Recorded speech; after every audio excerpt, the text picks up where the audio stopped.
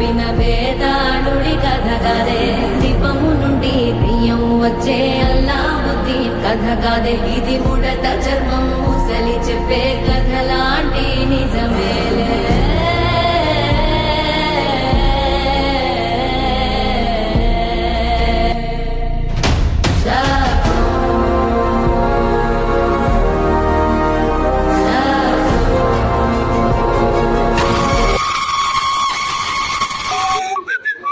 Royal Edits.